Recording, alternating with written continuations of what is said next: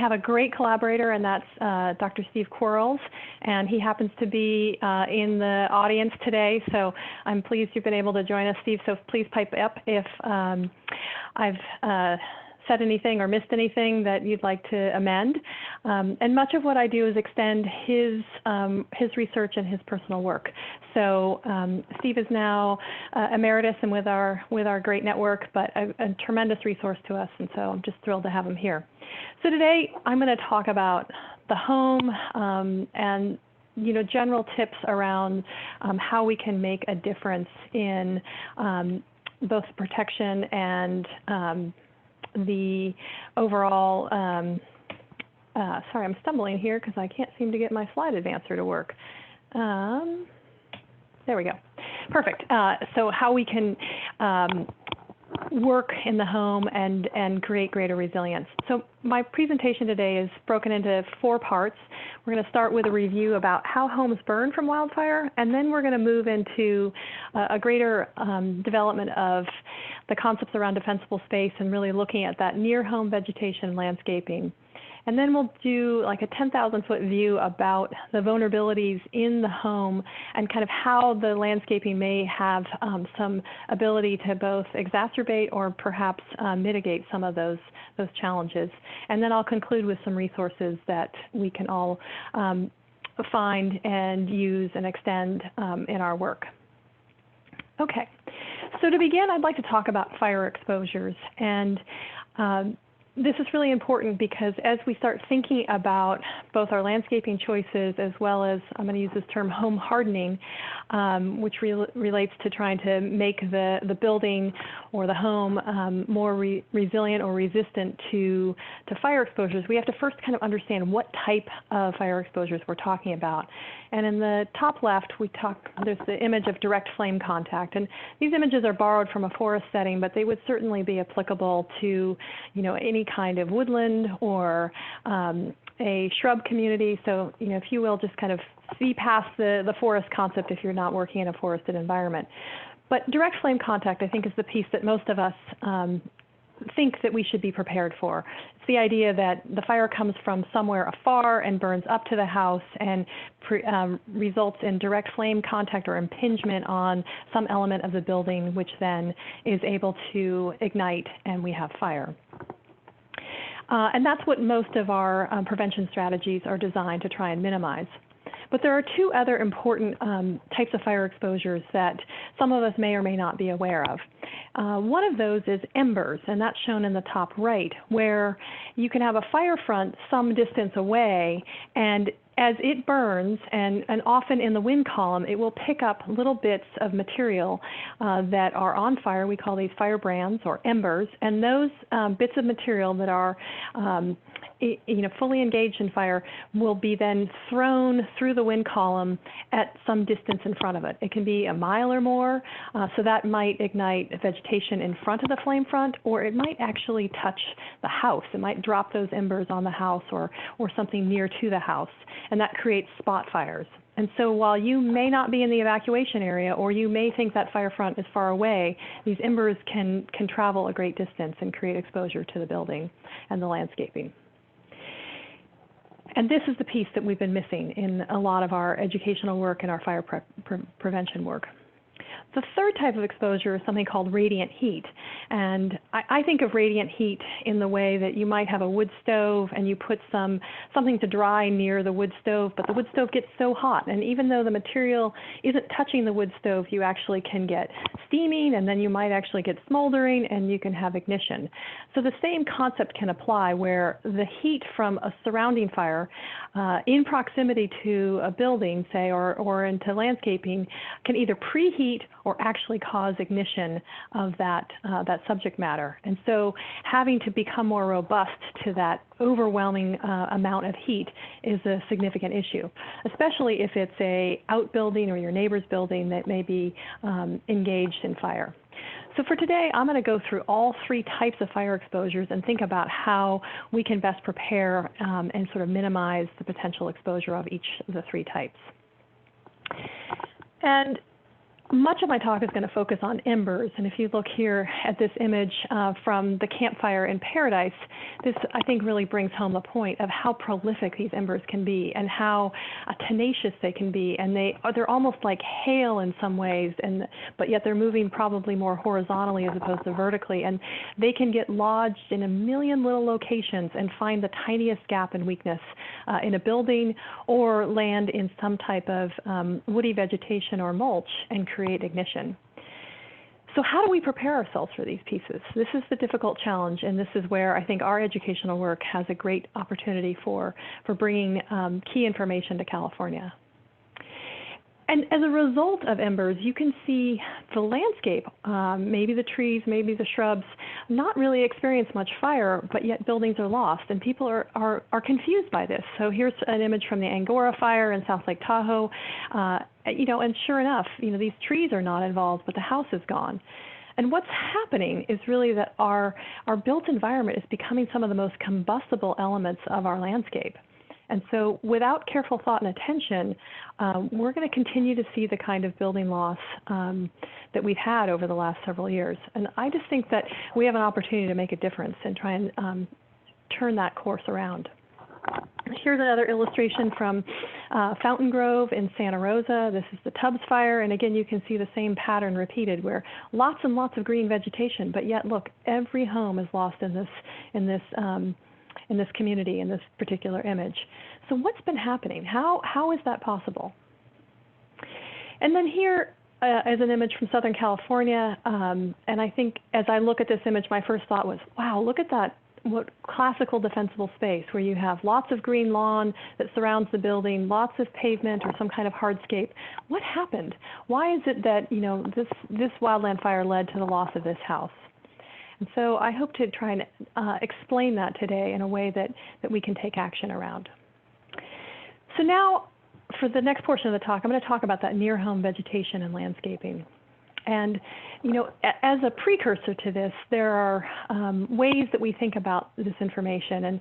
And when you think about fire and fire behavior, there's a couple of equations, and each of them have fuel in common with them. So you can't have fire if you don't have fuel, oxygen, or heat. I think that's all pretty intuitive for all of us. But you can't have, what influences fire behavior is, of course, the fuel, but then the weather and the topography. And weather and topography are very difficult for us to attempt to control, except for maybe perhaps placement of our homes, making sure that we place our homes in areas that are less likely to have exposure. But the common element that we can control is fuel. And what is fuel? I think most of us think of fuel as, vegetation in general, trees, shrubs, plants, perennials. But fuel is anything that will burn, and that also includes mulching products, like landscape mulching products. It can include fencing. It can include roofing. It can include decking. But it also can include lawn furniture and cushions, or maybe arbors and trellises and planter boxes. I'm a proponent of building and using wood, but understanding how we can manage that is, I think, our challenge and our opportunity. So let's talk about defensible space. And California is fortunate in that we do have a defensible space code and guidance and education around defensible space. And it's typically communicated in a view like this one, where you have a modification of the vegetation that starts 100 feet away from the house, and the intensity increases as it gets closer to the house. And you have sort of two zones, a 0 to 30 and a 30 to 100 foot zone. And as those of us that work in defensible space education, of course, the complexity increases when we start talking about the slope of the property or the height of the vegetation or the fire risk in general. And so the basic concept is that, the steeper the slope, the taller the vegetation, the more fire prone the landscaping, then we need more separation between plants, and that will help in our defensible space. And there's some formulas for it, but I guess the question really is what is the intention with that? And so you might see, some type of modification, some type of illustration where you can see sort of a continuous continuity of trees and shrubs to a building, and then the modification looks like the image on the bottom. So what is that about? And so what I really want to try to explain is the purpose of that is to reduce the direct flame contact potential and then create a safe place for fire crews. So let's look at that in more detail. So assuming that a wildfire is coming towards the building, you may have the fire burning along the ground, or it may creep up into the crown, the tops of the vegetation. And so through fuel modification, the goal basically is to get that fire to basically back down and come out of the canopy and be more oriented on the ground itself. And what that does is create a place where you can put both crews in like fire engines as shown by this fire truck here, where it's a safe place for them to be and where they also can take direct attack on that fire. Because they can't take direct attack if the flames are too high. They can only take direct attack if the flames are, only of a certain elevation, a couple of feet, no more. So that's the goal of our typical defensible space strategies. And that works well for the average fire conditions. But as we all know, there are lots of non-average fire conditions and there's lots of wind-driven events. So what type of fire should you be prepared for? So we've talked a little bit about direct flame contact. You should absolutely be prepared for that. We've hinted at this ember exposure component, and we've talked very briefly about radiant heat. And it's my recommendation that we prepare for all three types of potential exposures, and the strategies vary a bit between each of those types. But when you think about embers and you think about the challenge that embers have, it requires somewhat of a different strategy, because shown here with a typical defensible space modification, the flaming front may be quite far away from the building or landscaping you're trying to protect. And as these bits of burning material are move forward in the wind column, they can pass over a typical defensible space guidance. And so to become more ember resistant requires both landscaping modifications as well as home modifications. We might call that home hardening. Hope that makes sense to you all. And so as I've dug through the Master Gardener repository, I've found images like this one, and they are great, and this fits kind of our typical defensible space line of thinking, where you see the grass being mowed to a very reasonable height of a couple inches. You see the trees are limbed up. You see that they're separated, and so fire is not going to burn so much in the crowns around these trees. So we don't have fuel ladders, and we have a safe place for a fire crew to create a defensible attack. But the weakness is that in this image, we have vegetation right next to the house. And that means, and that's woody vegetation, right next to big windows. That means that if we have ember exposure on this building, those embers can easily bypass this defensible space, and we could have spot fires in that surrounding vegetation, which could have direct flame contact to the house, or we may have embers penetrate other components of the house. So what I'd like to do is basically challenge us all to find good examples of what defensible space means for a variety of fire exposures. And what that means in my mind is really a reorientation around our strategy, where we work from the house outwards. And I think there's been a hope, I think, by many people who are being asked to do, modifications of defensible space, that they need to work at the problem from far away and work towards the house, that ultimately there's a curtilage and there's a safe space around the house that doesn't need to be involved in this thinking. And I just want to suggest that that's really just not, that line of thinking doesn't work anymore. And so what you'll see coming from our UC leadership team in fire is really this concept of 3 zones, in which there is a 0 to 5 non-combustible zone installed immediately around the house. So that means emanating out the first 5 feet away from the house and any attached deck, a serious modification to the vegetation so that it is not ember receptive, and then move from there to the rather typical defensible space strategies related to, kind of a lean and green zone and a reduced fuel zone. So what does that mean? What does that look like in practice? Marin County Fire Safe Marin has just put together a nice graphic, which I'm borrowing here, and you know, it illustrates this, again, the 0 to 5 following the attached deck with no vegetation underneath the deck. It also shows the lean and green zone out to 30 feet in which, you know, vegetation is more in islands and doesn't have continuity right to the building, and then the extended zone out to 100 feet. They've done a nice job in their work to also add an access zone, which relates to ingress or egress so that you can get fire officials and emergency responders in quickly and out quickly. It also would facilitate anyone's emergency departure from their building if they need to. So, you know, one additional zone, but it makes a ton of sense to me. So you're going to start to see changes to how people talk about defensible space around this strategy. CAL FIRE has not modified their educational materials yet, but we anticipate that happening very soon. So let me bring a couple images forward to help really illustrate why this matters. Here's an image from Paradise. This is after the campfire. This image was taken about a year ago, and you can see that, you know, there's still char marks on the ground. And this house has what you would typically think of as defendable space. It's got a nice usage of cement. It's got a green lawn that surrounds it.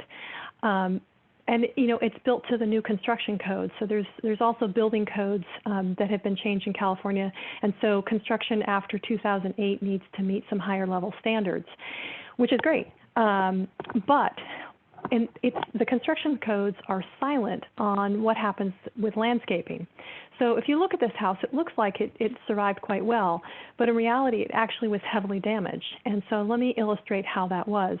So in the lawn of this property, here are the embers that we found in that green lawn. So just to give you a sense of what some of the size can look like. On the back porch was this cushion, and you can see the burn marks on the back cushion. There was a whole collection, basically, of charred material all around this building. This building took a lot of ember wash at it. And what we saw is that every one of the windows in this building were cracked. The first pane was cracked. And why that was is because the embers crossed over that nice green lawn and that cement and ignited the combustible mulch and ignited the woody vegetation, which was only a couple years old, so it wasn't very thick yet. It wasn't very lush yet.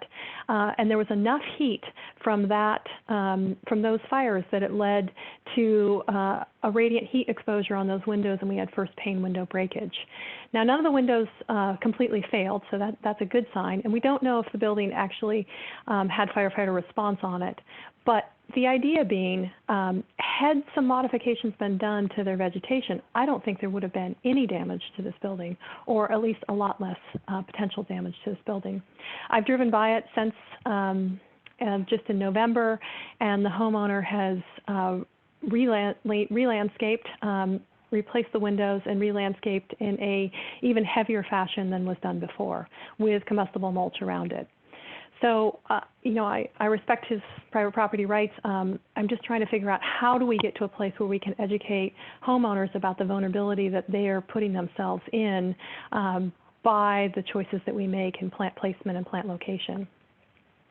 Here's another illustration. This comes from the car fire in Redding, and you can see a big, nice green grassy lawn, you know, lots of cement around this building in general from the roads. And again, this building has cracked windows again because the embers were in the combustible mulch and in what I think this might be boxwood that's planted around the building, which led to heat and which led to ignition and then heat and then window breakage. The car fire is well known for the fire tornado, and if you're curious, the fire tornado came through about a half a mile away, just in the blue sky section to the left of this image. So what can we do about this kind of damage, and is there something that we could do to put these homes in better position? So that's what I hope you all are interested in today and what I hope to talk about. What I'm really curious about is kind of what drives, and this is an open-ended question, our California aesthetic. You know, why is it that we feel compelled to landscape so close to the house? Is that about anchoring the house with vegetation? Is it about hiding the foundation? Is it about creating a lived-in look? Is it color? Is it a Western aesthetic of beauty? I mean, what is it that compel us to put this much vegetation around our houses? in the East Coast or any more snowy climates, you won't see this kind of landscaping because snow comes off the roof and smashes the vegetation, so they have a very different aesthetic. I found this fascinating. I thought I'd just look at another building. Here's the building that was made so famous by the Downton Abbey TV series, and they don't have any landscaping around their building, and yet most of us, I think, find this building quite aesthetically pleasing. So what is it that drives our California viewpoint around this, or our Western viewpoint? I don't have the answers, but I'm sure you guys have some ideas. So if we get to a place where we really start promoting a non-combustible zone or a 0 to 5 zone, what is that about, and what does that really mean? So, the goal is basically we're trying to reduce flame contact and we're trying to prevent ember ignition. That's what the non-combustible zone would allow.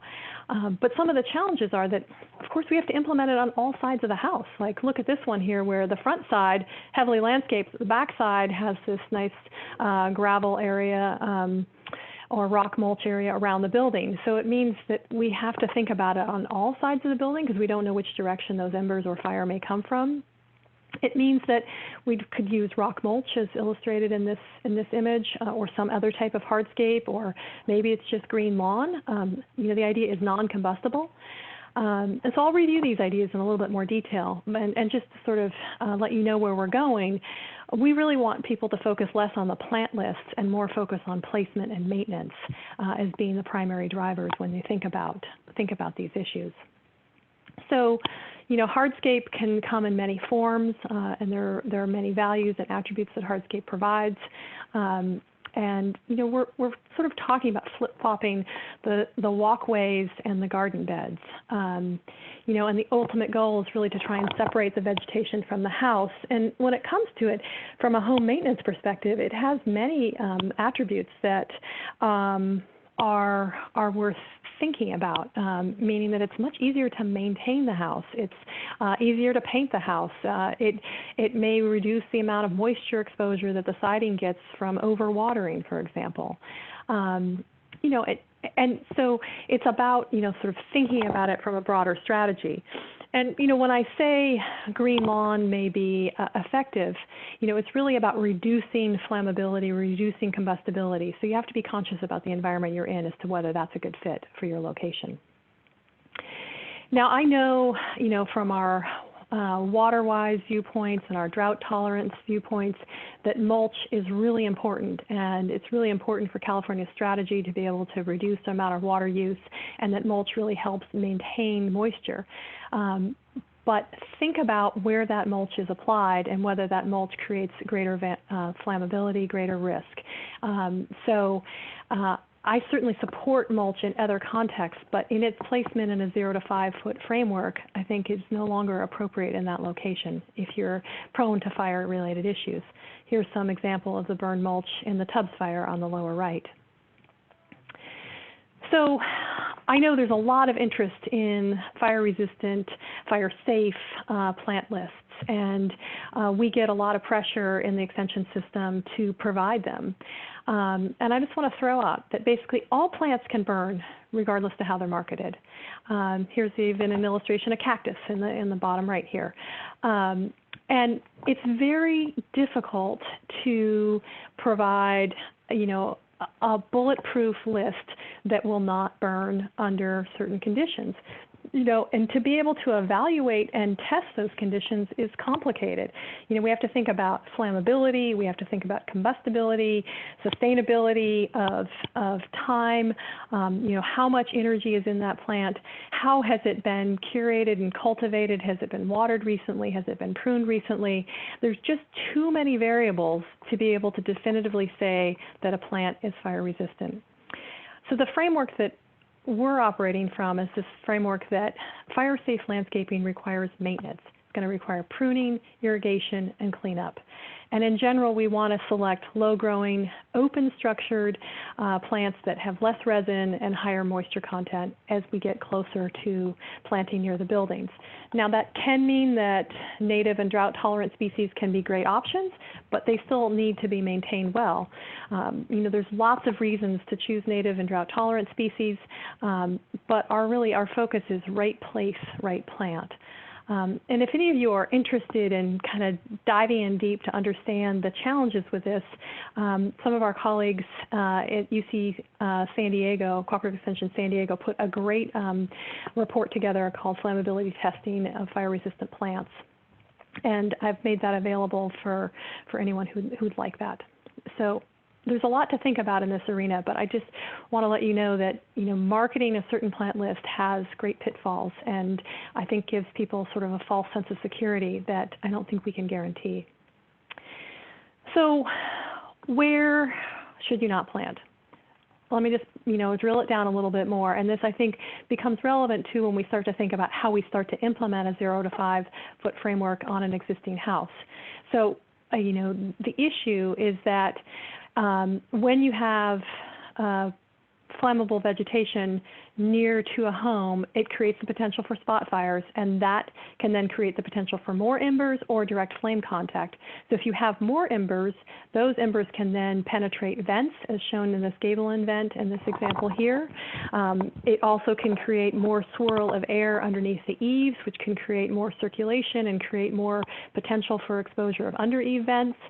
I've illustrated earlier that windows can be vulnerable to heavy heat exposures, especially if they're not dual paned and they're not tempered glass, and so windows are particularly vulnerable. Lots of us still have combustible siding on our houses, and so that creates some vulnerability. And then, of course, under or near decks creates some additional challenges. And then if you think about the shape of our buildings, and I'm sure you all have seen the swirl of leaves in the fall, and they tend to make these little air circulation currents, especially in the inside corners, like as shown here in this graphic on the bottom. So wherever those leaves accumulate is where the embers are also going to accumulate. And you'll see these eddies, air current eddies, and those embers will accumulate in those same locations. So if we create a 0 to 5 foot zone around our homes, we've sort of solved all of these issues. And if you're going to start to implement this, but maybe in a more measured approach, think about these places as being particularly vulnerable to fire. I've been giving talks like this to lots of master gardeners, lots of folks all over California, and here is one woman's effort the weekend after my talk. So on the right is what her house looked like beforehand, and this is after one weekend's effort. And so she's started to implement the concepts. You'll see in that inside corner she's done some kind of art drawing in the gravel. She's thinking about some sculpture, non-combustible sculpture that might go there as a way to kind of hide her, looks like irrigation system, but she's creating that separation. So, what would you do? How would you modify buildings? We saw this one earlier. This is the one in Reading, and I used some silly drawing tools, but the idea would be, can you put hardscaping perhaps closest to the building, and then maybe your garden beds step out from there, and as long as they're out from underneath the eaves, then your garden beds, your landscaping, maybe you mound it so that you can visually kind of hide the foundation if that's what's of interest to you. But that idea of sort of flip-flopping what we do and where we place that vegetation and hardscaping from what we've done is a common practice in California. And I know there's lots of creative people in this call, and we could have a good conversation about how we could start to implement some of these concepts. So the basic idea is that we're trying to create, islands of vegetation. We're trying to thin and prune the taller vegetation, and then maybe we use mounds or garden beds to create some kind of visual cover or some height where we need it. I don't have all the answers, and I don't have all the graphics, but I hope together we can start to think about this and what might work for California. All right, now I'd like to just do this kind of 10,000-foot view on the vulnerabilities in homes. I've hinted at them a little bit. I'm going to start by working through the concept around direct flame contact and ember exposure and what are some of the critical issues here. And this work is based in both field observations after major wildfires as well as lab experiments. And my colleague Steve Quarles, who I mentioned earlier, retired from UC and then went to work for the Insurance Institute for Business and Home Safety, where they had a massive laboratory big enough to build buildings in and then instrument those buildings and in very controlled ways be able to test different building products and see how they performed. So this is a view inside the lab, and here's an example of kind of what the ember exposure looks like. And so we'll see some images that come out of the Insurance Institute's work related to wildfire. But you can get a sense from that earlier image I showed you from the campfire how accurate this type of exposure is in replicating what embers might look like. So when you think about points of entry for the house, I'm going to touch on kind of 4 key concepts here. One of them is kind of the roof-to-wall exposures, where we're asking where we have more complex roofs, like the one in the upper left with a dormer, or you may have an intersecting set of roofs where you've got siding on the roof plane. We're asking the siding or the wall to perform like a roof, and those intersections are places where vegetation can accumulate, like leaves and twigs and needles, and so it's easy to ignite those from embers. We're also going to talk about rain gutters and what rain gutters, the challenges with rain gutters, some of their importance, and sort of the fire exposure to roof edge that is created when you have fire in a gutter. We'll talk a little bit about fence to house, where the fence may ignite and then bring the fire to the building itself. And then we're going to talk about the ventilation system of the building. And here is an illustration of a camera taken inside a building. This is the one at the lab. The orange line is the horizontal line, and you can see a gable end vent, and you see these little orange bits of lines across the image. And what those are those embers penetrating the vents and moving inside the building. And if there is combustible material inside the building, then you're likely to have ignition, and then you have fire inside the house. And all of your fire-resistant effort is for naught because you suddenly have fire in your attic, as shown on the right in the under-eave vent example. So we've got places of weakness in our buildings, and what can we do about that? For most folks, when we start talking about this, there's a million questions that come up, and there's a challenge in how do you prioritize? What's most important? There's so many elements to my house. How do I think about this?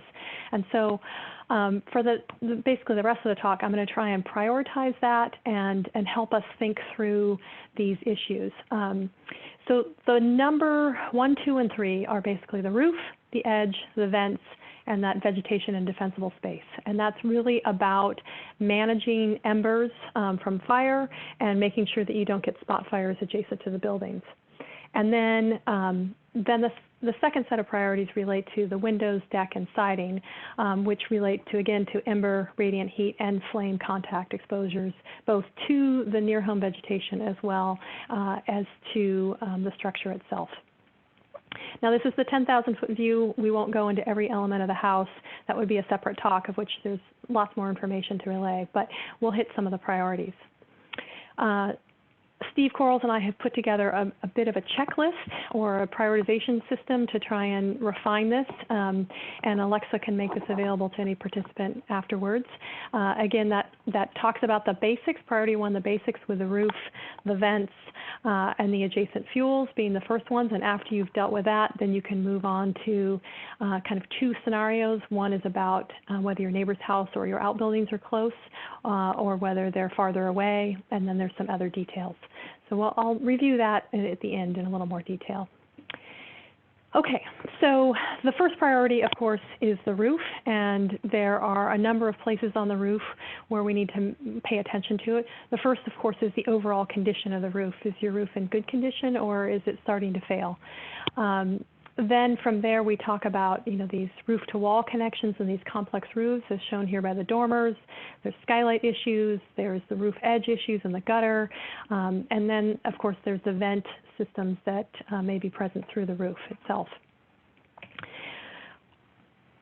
To start, we want to think about gaps and weaknesses, little nooks and crannies where embers might lodge. Here are two tile roof examples where you can see there may be some gaps, like both either gaps in design or gaps in installation. The terracotta tile roof on the right is actually in the installation process, so they hadn't forgotten to put what's called the bird stopping in, but you can imagine that with a roof as it ages over time, it's easy to lose those plugs that are designed to both prevent birds, literally from building nests in there with nice combustible material, as well as embers or other items from getting inside. So you want to review your roof and look for its overall condition and manage these gaps where you can. And then, as you know, I've said a little bit earlier that complex roofs allow for this kind of vegetation accumulation, and in this case, we're asking the wall to function like a roof, and the wall without modifications, of course, doesn't have the fire rating resistance unless that's done by design. And there are some ways to modify existing wall units in, like this example with the dormer on the right. There's ways to increase and create a 1-hour fire rating on that wall. Flashing kits can make a difference. So there's some relatively inexpensive ways to modify some of these walls, assuming that they're not too large. But it takes some thought and awareness around these issues. Now, gutters in a rainy climate are very important because they help reduce the amount of rain that comes off the roof and tends to fall towards the siding, which can create degradation in siding over time. But gutters, are natural catchments for material that lands on the roof and washes down, and gutters can easily become plugged through time and become these great reservoirs of dry combustible material. And so, we need gutters, but yet we also need to maintain them. At this point, we recommend installation of non-combustible gutter guards. Those, of course, will still take some maintenance to keep them clean, but they should help in trying to prevent this overall high level of leaf material and needle accumulation that can occur in gutters. The other element on roof edges to think about is that there's an important detail of flashing that's at the roof edge that also can provide some additional resistance. I haven't illustrated that here, but a little flashing detail can make a big difference here. It's called a metal drip edge. And then you can see the comparison between a plastic gutter, which can ignite and then fall away and create exposure to the side of the house as it falls down to the ground, versus a metal gutter, which will hold the material until it's extinguished. So hitting some of the high points and watching my time here, I'm going to just highlight a little bit about vents. And vents are really important because they allow for circulation of air in our attics, and they allow a way for warm, moist air in the house to have a way to get out and then create a pathway for cool air to come in and reduce some of that heat load in the summer. So there's circulation systems where you have inlets in the under-eave vents, and then you have outlets through the through-roof vents and the gable-end vents. Then we may have foundation vents or dryer vents or even cat doors and other things like that. We have lots of ways that our houses are rather porous. And so we want that air exchange, but we also don't want entry because entry of embers, creates problems, as I showed in that earlier slide.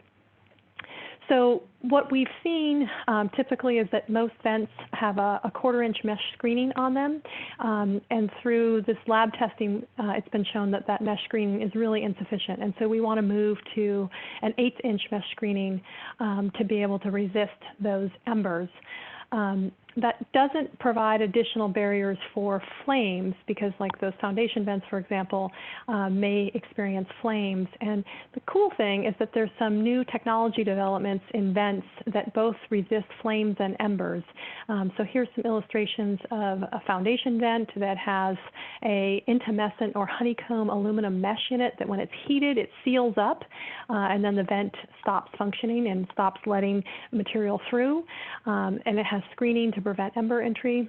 Here's a through-roof vent, and item B, which has a steel wool mesh, say that 5 times fast, that provides those functions. And then in C and D, we've got two gable-end examples, which provide both screens and baffles to help in preventing both embers and flame as they are exposed here. These vents, like the foundation one, run about $25, $30 each. The bigger gable-end vents are in the $125, $150 range, just to get a sense of scale and cost here. I'm going to skip some of the other elements. I just want to bring decks forward since we're in a conversation around landscaping, and people who love landscaping often love decks. And there's a bunch of new research that Steve just conducted on decks and some new details around installation of decks and maintenance of decks that are well worth knowing about. And I'm just going to hint at these here, and later I'll point to the references where we can find them. And the idea that we want to put perhaps a foil-faced tape on the deck joists as we're going through an installation process with a 1/4-inch gap between deck boards. And what that does is it prevents the wicking of fire should that deck joist become engaged, or the material that often gets stuck between the deck boards become engaged. So trying to think about, from a mechanistic way, how to prevent the movement of fire from an outside towards the house itself. Also, we could consider a non-combustible deck board right adjacent to the siding. So a number of things to hint at and to think about here. Most important, however, is to make sure that we don't store combustible materials underneath the deck. I know it's an easy, it's tempting, you know, there's some type of horizontal cover and it's often out of sight and easy to just stash something there. Well, this becomes quite vulnerable to embers or flame contact, and if we catch the deck on fire, we're likely to catch the house on fire. So really thinking of the deck as part of the house and providing all the same kind of maintenance protection to the deck as well as the house is what we're promoting here. And fences, I think, are relatively intuitive in that they're small diameter materials, so it means they dry out really quickly, and that means that makes them more easily ignitable. And once they're ignited, they can bring fire to the house. And you know, here's the illustration from Coffey Park, which is again in Santa Rosa, where you can see that direct pattern happening as this went neighbor to neighbor. So how do you modify that? Well, a metal gate in that 0 to 5 foot zone can really help prevent that contact of combustible material to the building. So a simple fix here can make a difference. So what about radiant heat as I start to wrap this up here? And you know, the previous sections were really focused on direct flame contact and ember exposure, but radiant heat creates its own challenges. And that's especially true because you know, California has a lot of dense communities, and a neighbor's house or your outbuildings can very easily be less than 30 feet away. In the Coffey Park example, they were less than 10 feet away from each other. The drip edges were 5 feet apart from each other. The houses were 10 feet separated from each other. And so in these conditions, your neighbor's house or your own outbuilding can affect your home's survival. And so in those cases, basically the siding and windows become as important as those other modifications that we talked about. I'm not going to go through detail on how to upgrade the siding or windows today, but when we're thinking about exposures of radiant heat, we have to become even more thorough in our efforts. So in that case, coming back to this checklist in which, and I've highlighted here, where a neighbor's house, your outbuildings are less than 25 feet away, there are ways to upgrade the exterior wall with gypsum board or mineral wool insulation to create a 1-hour fire rating. There are windows that can be installed that are of dual pane and tempered glass. There's also deployable non-combustible shutters that can be installed. So there's some ways to address this issue when you're dealing with retrofitting an existing building. So as I conclude here, and I look forward to the questions, let me end on a couple of big picture thoughts here. And that centers around this idea that there are other types of natural disturbances. Earthquakes, tornadoes, and hurricanes are 3 that come to mind. And we don't have an earthquake fighting force, or a tornado fighting force, or a hurricane fighting force. But why is it that we have explained to the public that we can fight every fire and that we will catch most of those fires? And I think we've created a sort of a false sense of security that with as many firefighters as we can have, we'll be able to catch every one of these incidences. But when it comes to earthquakes and tornadoes and hurricanes, what do? We recognize that we can't control them, and so as a result, we adapt and build smarter, right? And I think that's kind of the cultural shift we need to make, and that is that California is part of a Mediterranean climate, and our landscape has adapted to that fire frequency, and that comes with having these, prolonged droughty periods in this long summer season. And the vegetation in many cases is actually dependent upon fire, but over the last 150 years, we've developed this built environment that isn't robust to that. So we built it, and so I think we can fix it. Coming from that framework, I just want to say that the majorities of homes are lost from embers, and so embers are kind of the key issue that I think we really need to become more conscious of and more aware of. There are construction codes that are helping for new buildings, and I've got data to show that that is making a difference. But we have to figure out ways to incentivize upgrades to existing homes. We have, I think, things like 17 million existing homes in California. It's an enormous amount of buildings, and we just really can't afford to burn them up. And we need to protect and help our most vulnerable, and really think about what does a resilient California look like. So you're going to see, with time, changes to the Defensible Space Code. You're going to see education around this 0 to 5 foot non-combustible zone.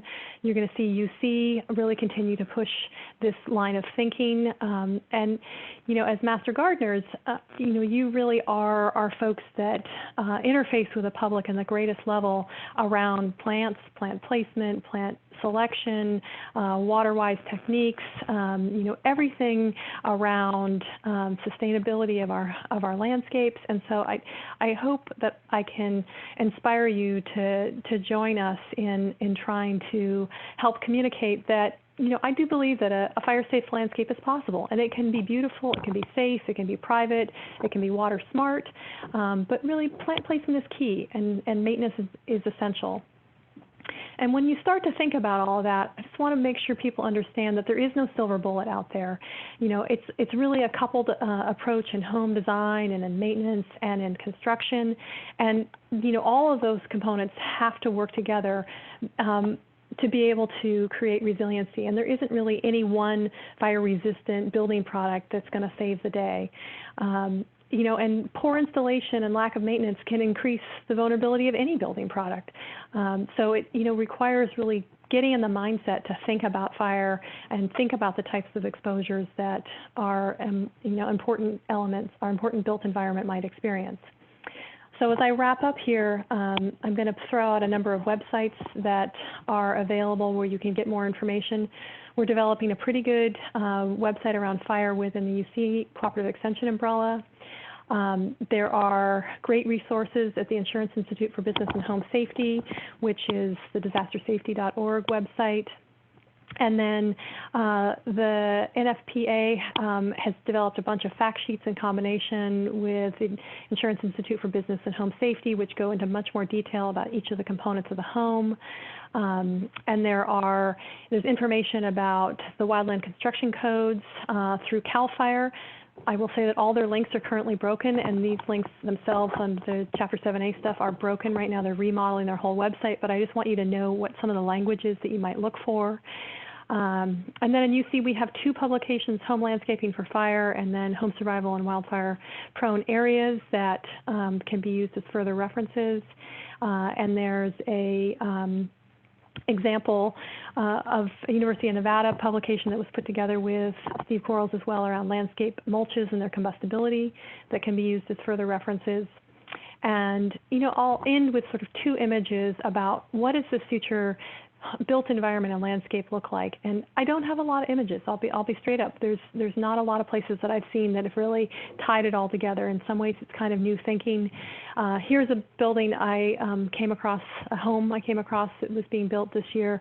I snapped a few pictures of it. It's got all the new fire-wise construction standards, and it's got a nice usage of a non-combustible zone, but still creating placement for landscaping that I think will provide the aesthetic qualities and the beauty that these homeowners are interested in.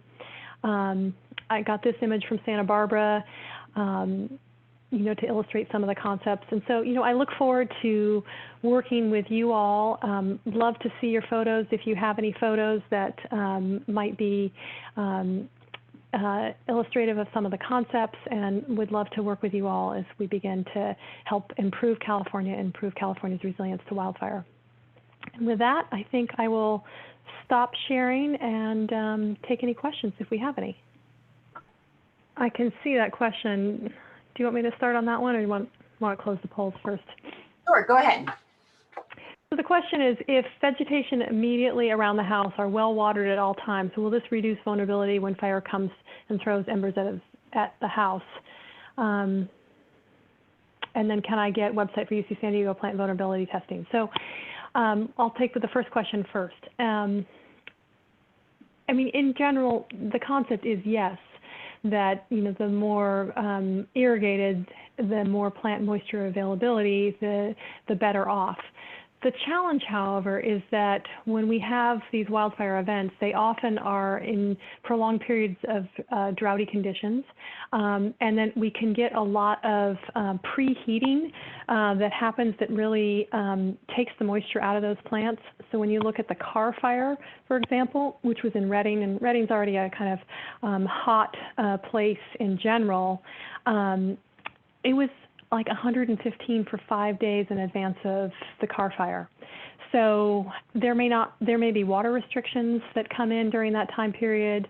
There may be other issues that need to be thought about. So it's, you put yourself in a better position if you do better irrigation, but it doesn't solve the problems necessarily. And then the second question is, can I get a website for the UC San Diego vulnerability testing? I sent it to Alexa, who could send it out to the group. I don't know if it's posted on the website. I failed to look, but I have a hard copy of it. So I hope that answers your question. Now, please define ladder as you would have used it in our presentation. So a fuel ladder is the idea that you have connectivity from the ground to the branches and the crowns of the trees, where fire can start, creeping along, get into one plant, climb up through that plant, and then it touches another plant of greater height, and it begins to sort of stair step up this chain or rungs of ladders until it's in the crowns of the trees. So that's what a fuel ladder is, and it's that connectivity from ground to the crown. That's why we prune and limb up from the bottom to try and create that separation, in addition, that vertical separation, in addition to, limb and separate clumps into islands of vegetation. So the next question is, would any 1 to 3 inch tall ground cover count as non-combustible? And Steve, I'm going to ask you to chime in onto this one as well. Certainly it depends on what the ground cover is. Like if it's an arbutus, you see some trailing arbutus, for example, that's a manzanita that can be at that height, and it's got a lot of woody material within it. You're going to create more heat and more, sustainability of flame, and so that would be a no. If it's, something that is less leafy and less woody, then the better. The point being is that we're really trying to get at non-combustibility, and so you have to know something about your climate and your landscape to help define that. But it is a difficult empirical question to answer. Let's see. Well, this is Steve, and it's technically not. It wouldn't qualify as a non-combustible thing. It is definitely combustible. All vegetation is combustible. So next question is, how high should you limb up? And well, that depends. It depends on the connectivity between surrounding vegetation. That depends on the practicality of your capacity to limb too. In general, 6 to 10 feet is a good rule of thumb. But I think it really depends on the type of tree we're talking about, or bush that we're talking about. All right, here's the next question. What do you think about rock mulch plus very low-growing, well-irrigated succulents in the 0 to 5 zone? Steve, you want to chime in on this one with me? I mean, I think if it's ice plant, for example, yeah, we can hear you. Okay. You know, if it's well-irrigated ice plant, which is a succulent, you know, you end up with a lot of dead material within it. So I think it depends on the succulent. But I think you're getting towards the right concepts. So I think technically what we're looking for in the non-combustible zone is non-combustibility, which the rock mulch is a great example. I think anything else, the 1 to 3 inch tall ground cover that was mentioned before, then you start moving into low combustibility, and even in those situations where you have conditions where fire can burn in those kind of materials all the way to the building, there are some design things at the base of the wall where that can be problematic. So the closer you get to the home, the more non-combustible in the strictest sense do you want to be.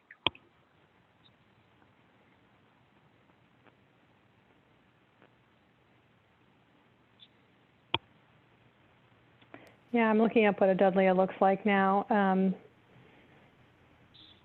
It's like a, yeah, no, I mean, it doesn't look like it has a lot of dead material with it, but you get the concept of what we're talking about. Okay, here is an interesting question. Any additional strategies if the home is located on top of a slope other than changing where the home is placed? And certainly creating a significant reduction in defensible space is important.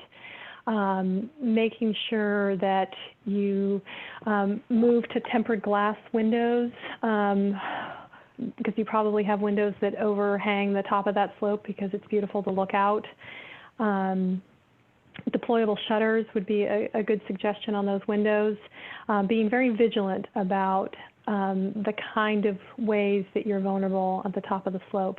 I've definitely seen lots of examples where, you know, you just get this wall of fire and this push of heat that just slams into a house at the top of the slope. So being more attentive than even what I've talked about today is kind of what's needed.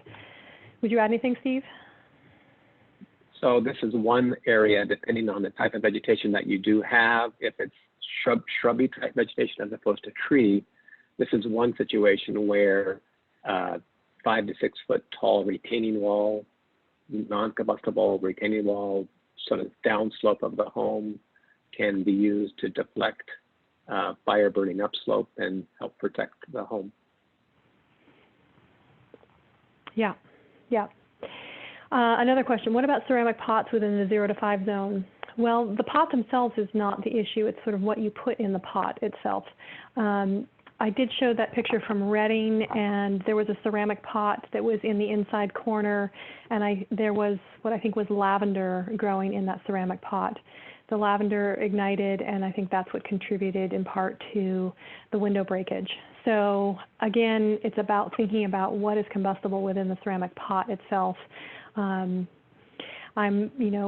If you're particularly worried about your potential fire exposure, I'm becoming more interested in, sculpture and other elements that create beauty as a way to try and create that visual quality. And then, having nice gardens and other spots of color and beauty, just, outside of that drip line of your house, moving to that 5 foot zone and greater.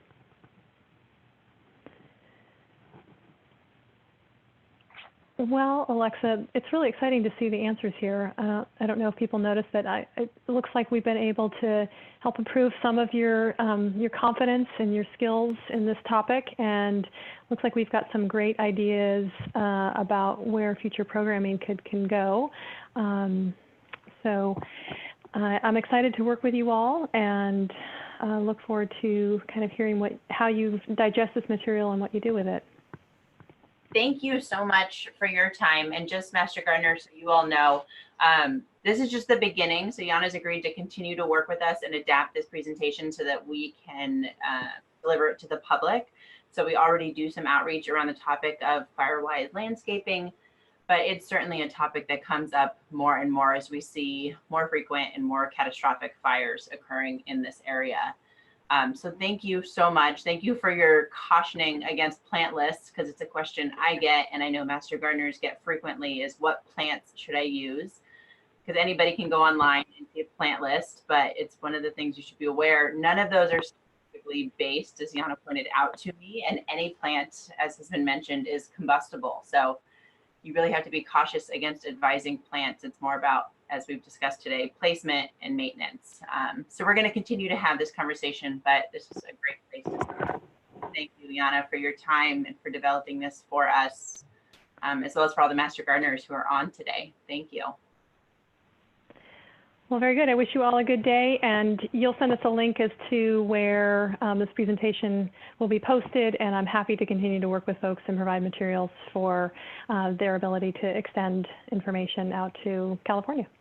Yep, will do. All right. Thank you so much. Have a great day, everyone. Thank you. Bye. Okay. Bye-bye.